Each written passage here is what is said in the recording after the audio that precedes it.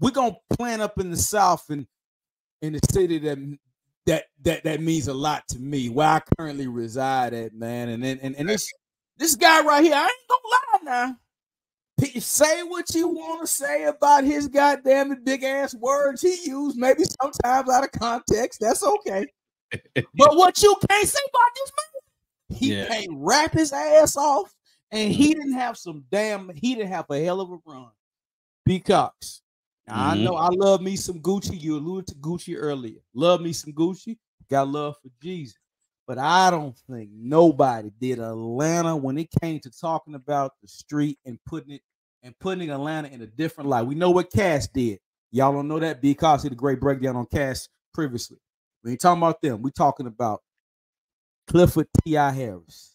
Because he got a trap museum.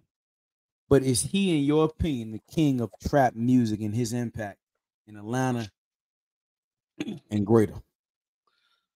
I don't know about king of trap music, but he is, at a minimum, commercially and widestream appeal, the person that introduced us to the term of what trap music was. Okay. What trapping was, because we didn't know what the fuck you talking about trap music. What's the trap? I'm in the trap. You in the trap doing what? Trap. Yeah. And so that drops when I'm in college. And, like I said, he wasn't the person that made up the term, even made up exactly what it is. And now we talk about what trap music is, like what the title of that album was versus what we know trap music to be now are two completely different things, right? They're two completely different things. But give him his props. He had, after a disappointing run commercially from his debut album, had about as good as a run from trap music to king as any artist out there. Run them down. Trap music, urban legend, Kane. Beat that shit, man. Especially considering where he was from and what the competition was starting to look like during that time. It's hard. But the influence of him being able to do that and talk about just the songs, even the singles with 24s. Like, I mean, yeah, niggas talk about rims and stuff like that, but that was a thing. Honestly, Southern culture. You know what I'm saying? We talk about big rims, like 20 inches and up, 24s, 28s. That was something that uniquely comes popularly from the South, right? Me being a boy from DC, I didn't really never see that shit, man. The first time I really saw huge rims on cars, super huge rims on cars, when I went down south, Correct. Same first time that I did. Rubber Band Man. I mean, and he made these songs easy to listen to and able to follow. They became catchy, right? They really did. When you get into the, urban legends and you don't know me's and bring them out and, motivation and ASAP, and like he starts to build a catalog, man. By the time you get in the king, that boy is certified superstar. Come on now. Certified superstar. Come on now. I mean, what did he say? He said on the Drive Flow remix, so I never thought I'd have made it this far rapping by introducing the youth to what we now call trapping. Considered now classic. I mean, and that was just 2 years after he dropped that album, on the Drive Slow remix.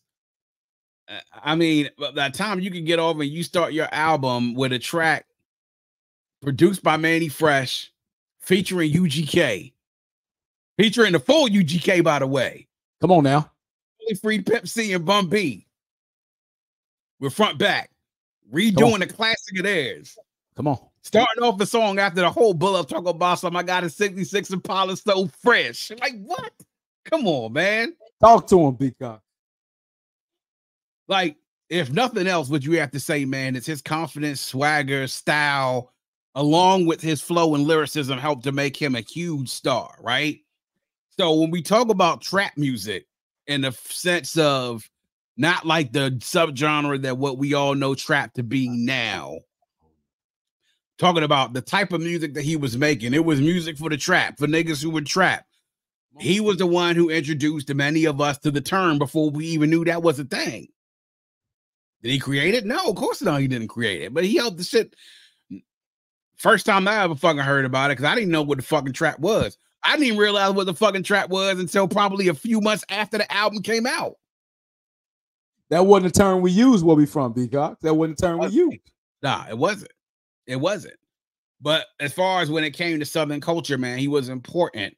Okay. He was a part of that other wave of Atlanta artists that came out during that second wave after you get like the Jermaine Dupri's and the Outkast and Dungeon Families and those people who came out from Atlanta, to then you get then the next wave, those Ludacris's, the T.I.'s, you know, the Jeezys, the Gucci's, that helped to really put Atlanta in the power structure of what hip hop was, because their music was immensely popular and it was good music. He was right there to do it though, man. And he kept that run up for a good little second. Had it not been for his run-ins with the law, he could have kept that run going for a while. Yeah, man. You know, he could have kept that run going for a while, man. But again, that's another guy that came a very far away from where he was when he first started to what he is now. But that run right there, man, between trap music to King, that was as good as anybody out there. And again, you having to be there and understand and know what it was like, man, to have him drop those albums and then drop that King album right when the movie ATL came out. It's a moment I can't really describe. I mean, the anthems from those albums, all three of those albums it's a laundry list, bro. It's what it is. It's a laundry list. Oh. Because one of my favorite T albums is Paper Trail, man. I love that album. Yeah. That was one of my favorite albums. Because now this one right here, I'm calling the audible, man. But I know you can handle it. We can't head out west because he needs his credit, man. I like how he did it himself